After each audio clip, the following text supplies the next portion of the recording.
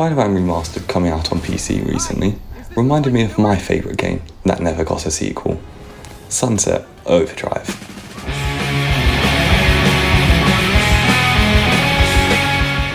Sunset Overdrive not only has an endearing, over-the-top, humorous personality and art style to match, but it too has gameplay that's even more outrageous.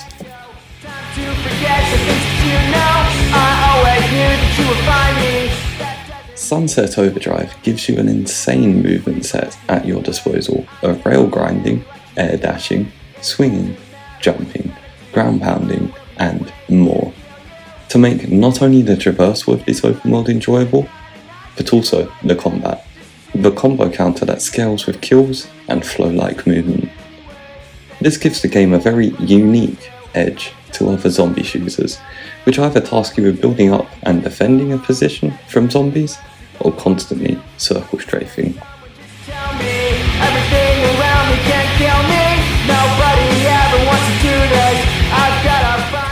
Sunset Overdrive does have those traditional defense sections, but it rewards you for smart navigation of the environment and setting up traps in locations that are harder to traverse to. These sections are split up into planning and the action. Planning allows you to place traps and the like, and the action is, of course, shooting.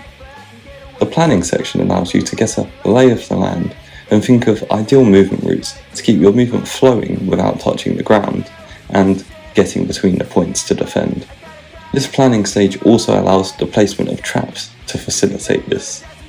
The design of this entire defense section draws into you the opposite of staying still and shooting. It wants you to move around like an agile, gun-wielding, zombie-killing badass.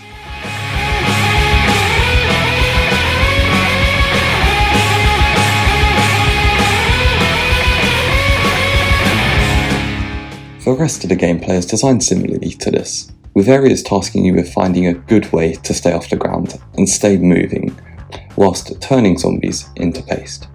These defense sections are just an epitome of the game's overall design, which I'd love to delve more into.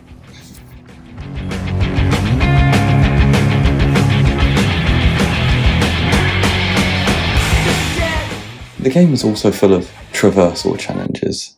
These challenges task you with going through a number of rings placed in the open world as quickly as possible.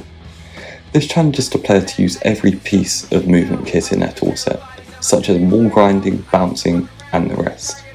This works really well to get you to chain all these disparate moves together to deepen your understanding and use of the movement naturally, without the need of tutorializing it.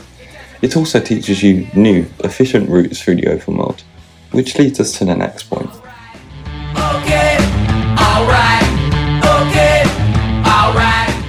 The open world in Sunset Overdrive is built like a playground for this movement. The map is laced with things to rail grind on, walls to run on, fans to jump on, etc. The way the map is designed also incentivizes exploration, because as part of the gameplay, you will inherently be going back and forth during and between missions. So as you explore the open world more, you will also find new, more efficient routes between these places. This way, exploring the open world is fun and beneficial to the player, and it has the added bonus on reinforcing their use of the movement abilities in the game.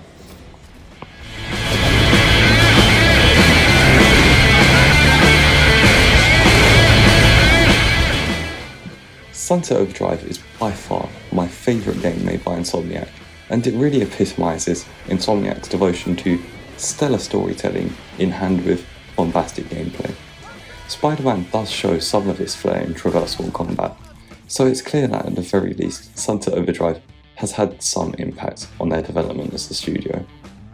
But here's me still wishing for a Sunset Overdrive 2. You know what to do, Sony.